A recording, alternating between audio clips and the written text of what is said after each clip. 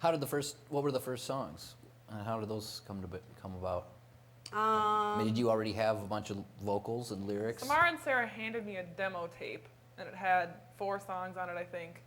And one of them was Dressed to Kill a Mockingbird, which Samahra had written, I think, 2 years before that. I wrote it probably like 6 years ago now. And it just never, nothing was ever done with it, but I really liked the lyrics, so I kind of held on to it. Now, on this tape, what was the backing music? I mean, you guys were singing, but... It was a girl on acoustic guitar and some drums. And then I think, actually we have a link on the internet that David has ready to go. That internet YouTube situation. Is this an old version of This Mockingbird? is us playing it at the Dinky Towner with that same guitar player and drummer. Actually, like Liz totally isn't even in the different band yet. It's like a folk version of this song that ended up becoming a reggae song. I wanted to be in the band, but I was on tour with this group called Jack Norton and the Mullet River Boys, and I had to wait until I could get back from doing that, which was weird old-time folky stuff. And then, yeah. Oh, we actually get to see it? Wow. Oh, boy. Oh, it went away. Laugh. Oh, full screen mode. I look really bored. It's really embarrassing. Oh, God. Beer. Have you seen this? Liz has never seen this. Just kill a mockingbird, if the mockingbird don't sing the blues for you. Just kill a mockingbird, if the mockingbird don't sing the blues for you. Looking, I'll be honest, we ought to review what to do. What's come to you? Cause it hasn't done to you, I'm not the same as walking in my shoes. In my shoes, no. For a name, And Kevin Henn thought her name was Black Barbie. And he was playing drums. Yeah. We were like, do you want to be in Black Blondie? He's like, I thought it was Black Barbie.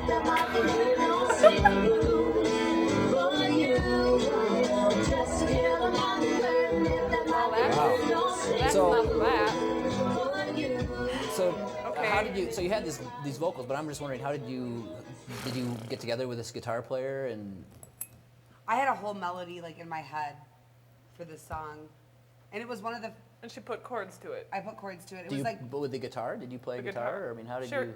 Well, the guitar player did. Oh, okay. Actually, I think, yeah, pretty much. I just sang and she played along, and Figured it out. sometimes it happens like that, or sometimes I write this big long thing and I have no idea what to do with it. But So then Liz Draper and I went to West Bank School of Music, where we both teach, and we brought this little demo tape. They had given us a Mockingbird, and we were like, let's do this a little bit different. Maybe not so folky and not which so I much. love the reggae version so much This more. is So here's an in-between version. this actually isn't even the reggae yet. No, it's just yeah. I think that comes in after the chorus. So here's our lounge version of Mockingbird. Dressed to kill a mockingbird, and if that mockingbird don't sing the blues. So basically the only difference is it's keyboards instead of guitar. Does it have that weird outro? Wait, maybe we should play It's the a outro. little more than that. No, Like, that's good. Why don't we play the? but it does go to the reggae in the middle. Yeah, Oh, well, should we hear that's that? all right. They get the gist. Nope, same thing. No, it's coming in 2 seconds.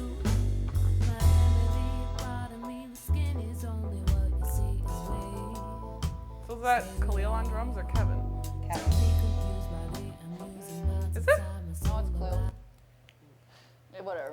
All right. So Apparently Tasha, how Liz did doesn't you? like it. Tasha, what did you guys do to it? I mean, what was it? We You changed had the guitar. chords, we added an outro. That You was kept it kinda- in the same key, Yep, same key.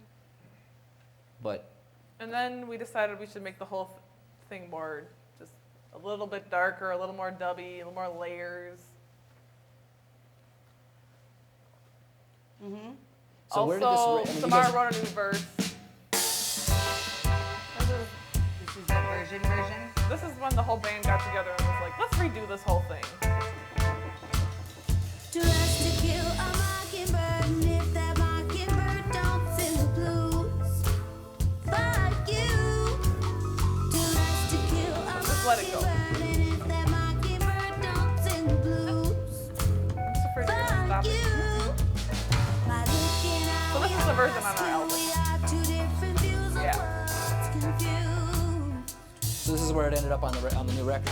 Yeah. So, I mean, you've talked about your R&B, being into R&B stuff and being into like this Afro beat kind of, you know, stuff. But where did the dub? Where did that come from? I mean, what were you guys listening to, or did you see something that got you excited about Yeah. like I mean, a dub? I, Because your music has tons of that dub. yeah. Live and Leopard Ding did I too. love Right. like Lee Scratch Perry. I have an example if we want to listen to it in a minute. Just like really like gritty lo-fi dub stuff. What is it about dub? I mean, is it like the delays and I love the feel of it. I do too. Just like it's just so. Just, There's such a nice just like pocket, vibe, so just- laid back. I Yeah, like it that. just feels good.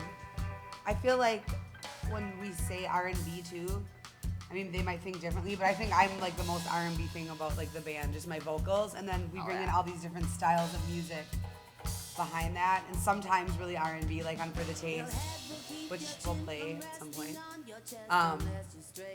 But I think like I usually keep it consistently like sort of R&B, and I do like a little bit of different things here and there, but definitely I think that's what makes it R&B. So, what's your guys' process like generally with the different songs? Is every song totally different? I mean, sometimes they're coming up with music and then you guys bring a progression to Samahra, and then you try to figure out. I mean, Marla's vocal Singer, line? I just made this weird sound on my Nord lead, which is that top keyboard. And I was like, this is kind of a happy sound, but kind of depressing at the same time. And she had written something, it was almost more like a poem, and then it became a song. Which is what it all is. I just write all the time.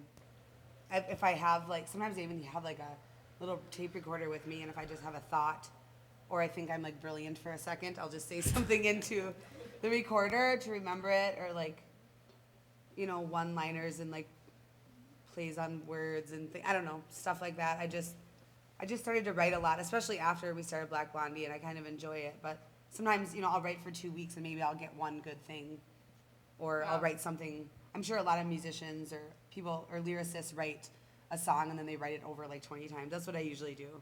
I'll write something and then the next day I'll look at it and then I'll like change some things, and I just do that for like a period of however long until it's done. But with Marla Singer, I think I wrote that song in like once and it was over. Did Yeah, you- all of our.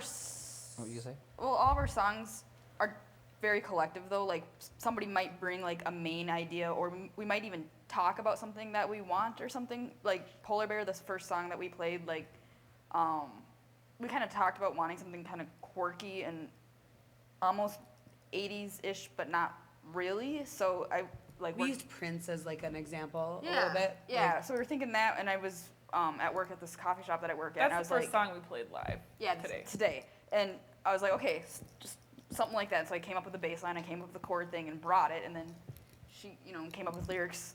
Well, But actually, we got together, just the two of us, and made a drum loop together, Oh, yeah.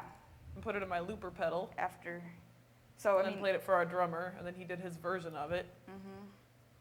we never have an exact process. It always comes, like one person comes with something. Sometimes we get together and write something together, but I think it's happened a lot where like Tasha will come to practice, or Liz, and just go, I have this bass line, or I wrote this like chord progression, or this melody, or I wrote these lyrics, and then we kind of go from there. It's never like the same for any song. It's always a new experience every time we write a song, which is kind of awesome. It makes it like just fun each time. It's fun and different. Yeah, real collaborative. yeah. So